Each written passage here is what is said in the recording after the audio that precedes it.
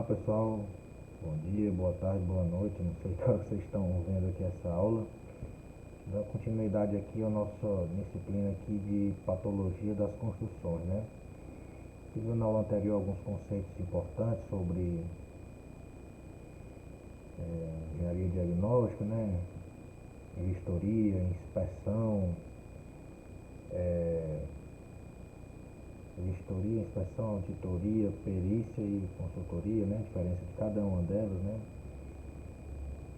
A importância do laudo, que é um assistente técnico, um perito oficial, perito judicial, né? A importância deles.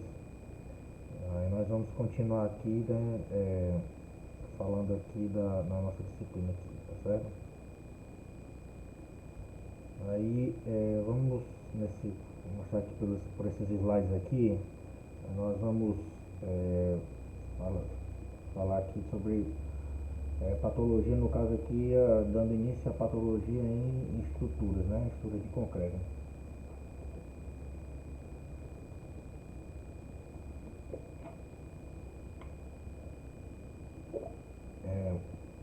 No caso aqui, as patologias, a gente havia falado também, né, o conceito, né, a diferença, né, entre patologia e manifestação patológica. Aí continuando aqui, né, a gente falar de manifestações patológicas em estrutura de concreto, a gente vai falar do conceito de concreto, né, que é, vocês estão fazendo essa disciplina aqui, né, vocês já com certeza já viram alguma disciplina referente a materiais de construção, e lá vocês viram que o material concreto, né, que é bem empregado nas construções, nas obras aqui não só no Ceará, como no Nordeste, como no Brasil, né? E o concreto ele possui ele é uma mistura heterogênea, né?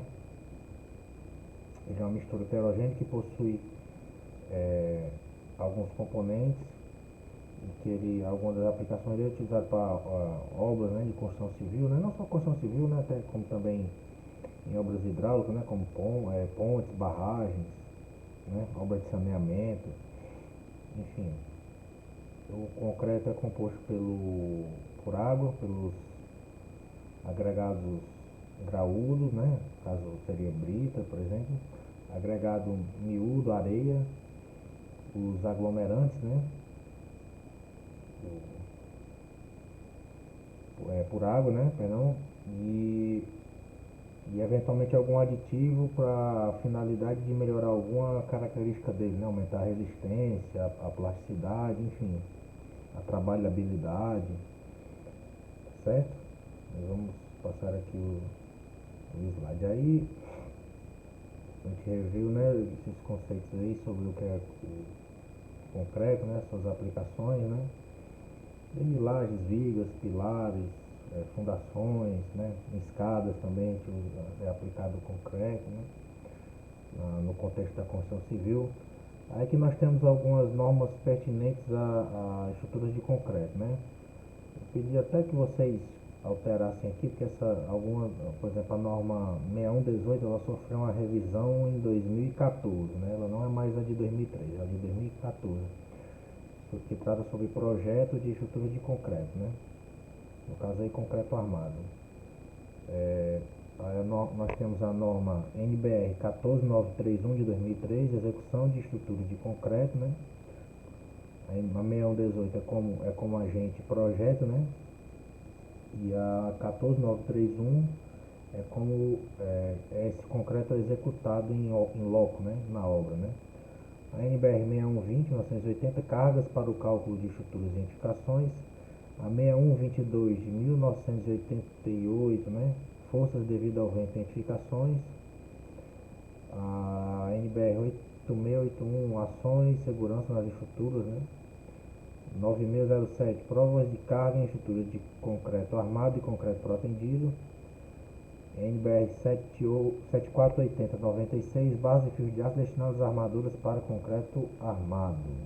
Tá certo? Essas são as principais normas. Temos outras aqui, né? NBR 8458, barras de aço destinadas às armaduras para concreto armado e emenda mecânica para solda. 1265596, concreto. Prepara o controle, né? Quando ele fala esse controle é o controle tecnológico, né? Prepara o controle e recebimento. 7211 de 2005, agregados para concreto, né? As especificações. A 12654, controle tecnológico de materiais e componentes do concreto. A 7191, execução de desenhos de obra de concreto simples ou armado, né? Pronto, essas aqui são as principais normas técnicas vigentes, né, em relação à estrutura de concreto, né? Aí nós vamos ter alguns conceitos aqui, né, falando sobre patologias, alguns conceitos aqui eu queria até acrescentar aqui alguns conceitos aqui. É o seguinte, que eu sei que além desse daí, né, conceito também como a gente já havia falado, né, nós estamos começando esse estudo de patologia da construção, sobre as patologias de concreto armado.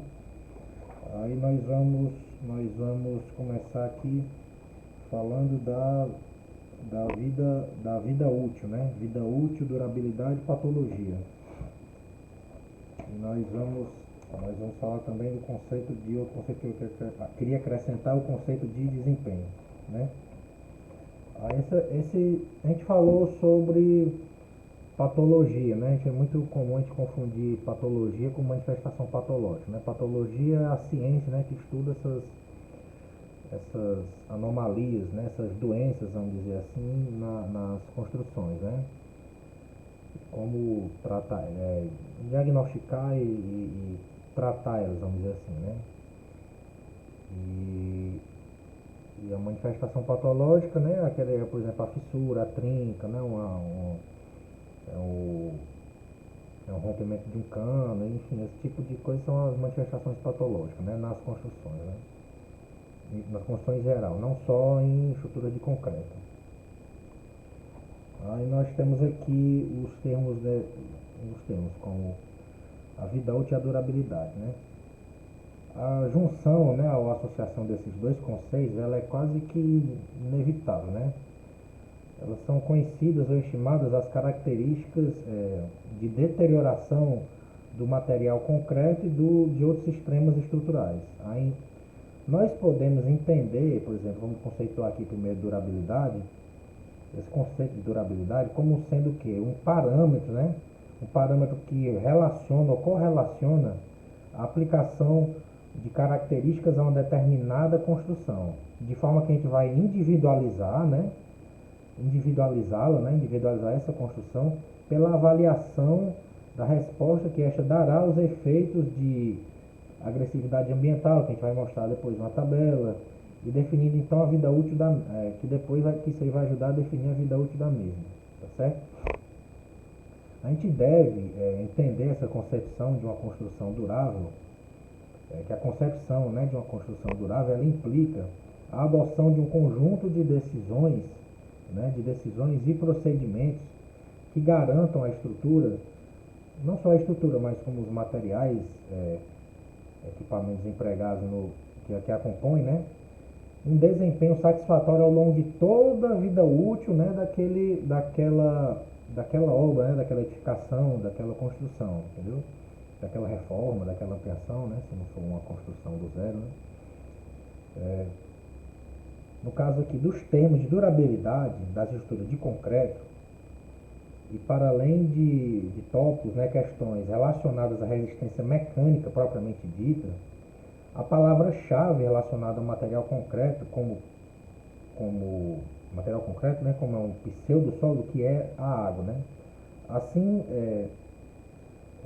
dessa forma, a quantidade de água no concreto e a sua relação com a quantidade de ligante, o elemento básico que irá, né, reger essas características como ligante, né, que vai fornecer, né, a quantidade de ligante vai nos indicar o quanto dessas características aqui, como a densidade, a compacidade, a porosidade, a permeabilidade do concreto, a capilaridade, a fissuração, e além disso, também a sua resistência mecânica, né? No caso do concreto, que é mais, a gente toma mais parâmetro a compressão.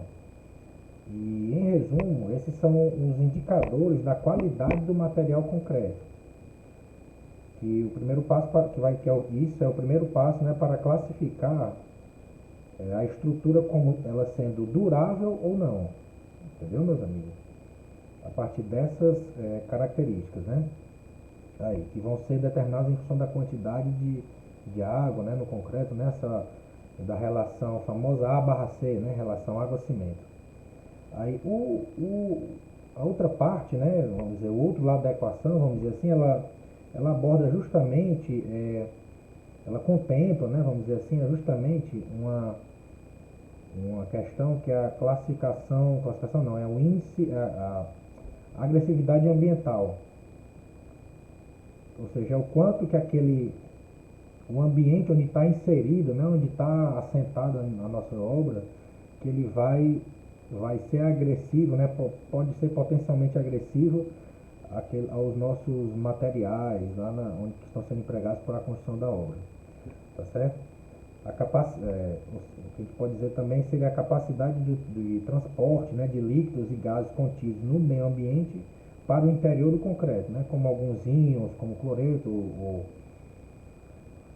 sulfatos também que são nocivos, né, às estruturas de concreto, né? Quanto que esses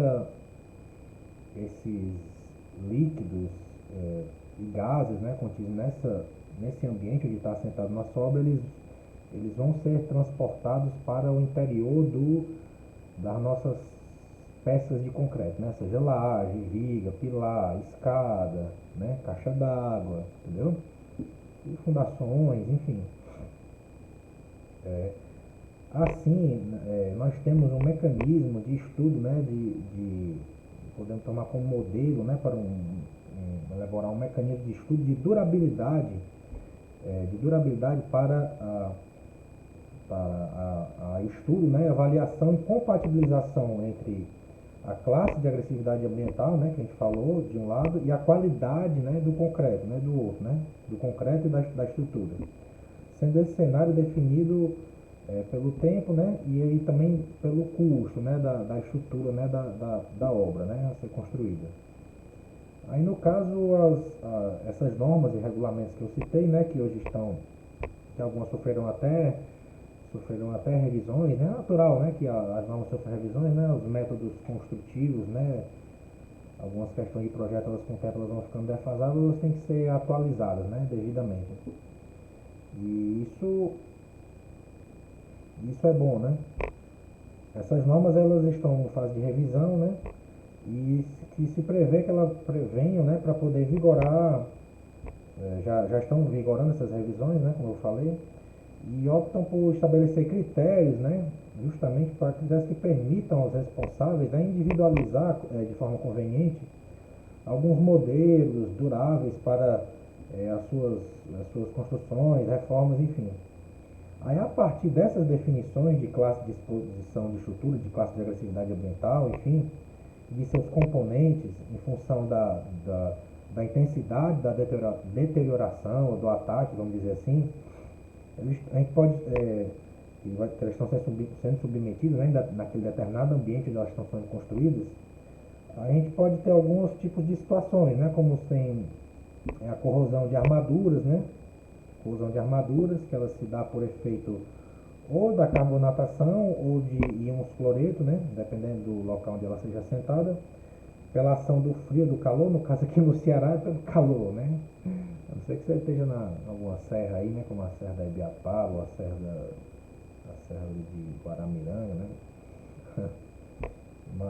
E pela agressividade química, né? Aí para cada caso desse, né, ou combinação de casos assim, essas classes, né, de exposição ou agressividade, elas vão indicar níveis de risco, né, ou de agressividade, que vão ter parâmetros, né, mínimos a serem adotados, né, para que a condição primeira possa seguir, né, e manter a obra, né, a construção, a reforma, a ampliação, enfim, de uma maneira durável, tá certo? Aí alguns parâmetros aqui, né, que são importantes aqui, que eu vou falar aqui. A dosagem mínima de concreto, né, o fator aguacimento, a classe de resistência mínima do concreto, o cobrimento mínimo das barras de armaduras e o método de cura, né? O método de questão de cura, isso aí vocês já viram em materiais de construção civil, tá certo? Vamos dar uma pausa aqui nesse vídeo e gravar outro, tá certo?